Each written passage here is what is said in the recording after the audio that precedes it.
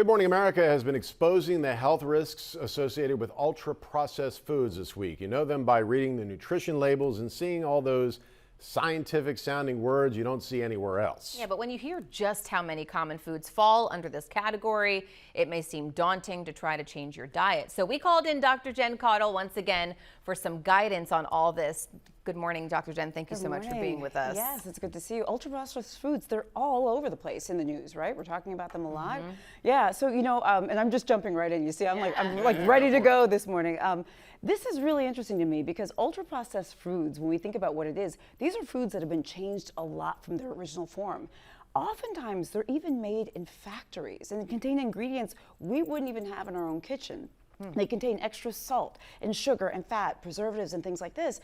The problem, oh, and by the way, they often have very attractive packaging and they're craveable, right? The problem though, this is the reason why we're talking about all this, is because ultra-processed foods have really been linked to things like heart disease, diabetes, obesity, cholesterol, high blood pressure, you name it. So it's really good we're talking about this and talking about ways to minimize these in our diet, which is really what we want to do. I always say when you go to the grocery store, you put stuff in a bag that's fresh. That's good, right? Yeah. If it's in a can, it could be ultra-processed food, but you can't eat fresh all the time. So You're right. How much is enough or too much when it comes to ultra-processed food? You know, that's a really, really great question. Sometimes it's hard to tell. And I always say this, Rome wasn't built in a day. You're right. We can't just start out doing everything.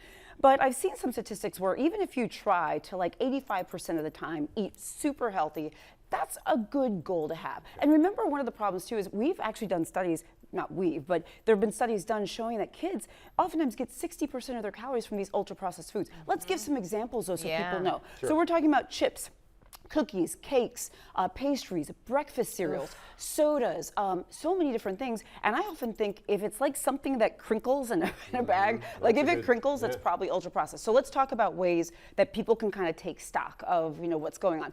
First of all, I say, think about your diet, right? Think about, track your eating habits. Take a look and see, all right, what am I actually eating? Am I eating a lot of breakfast cereal? Am I eating a lot of sort of packaged foods? Avoid foods with lots of colorings, preservatives, and additives. And if you're saying, Dr. Jenn, how would I even know what that is? Look, if you look at the ingredient list and there's all this stuff listed and you're like, what's that? That's probably too much stuff. The shorter the list, the better.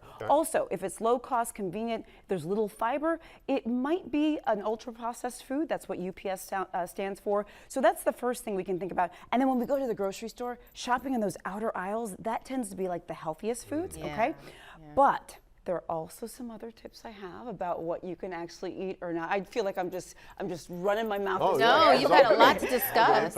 I'm so into this because this is really, really important for being healthy. All right, so let's talk about things you can eat at home. So if you like yogurt, I love yogurt, right? But that actually is considered ultra-processed. Try the plain yogurt with fresh fruit. Or maybe instead of breakfast cereal for the kiddos, swap out steel-cut oats every now and then, okay? You can mix some fruit with that. Instead of soda, we got our regular water. That's super important. And just staying away from the sodas and things like that. Whole grain bread instead of the ultra-processed white breads. That's important. Also, look, I always say, like, try to make some foods at home. Like, I've gotten into this kick of, like, I love French fries. Oh my God, I love French fries. Me too. Right? Weakness. And I love ketchup. All of this is ultra-processed. Try to make your own.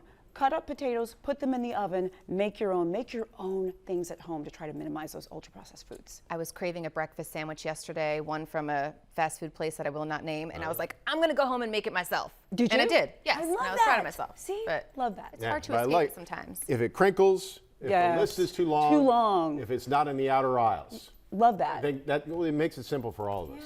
Yeah, Dr. Jenn, thank you so much. Thanks so much. And we'll see you next week, right? Next week. Yeah. All right.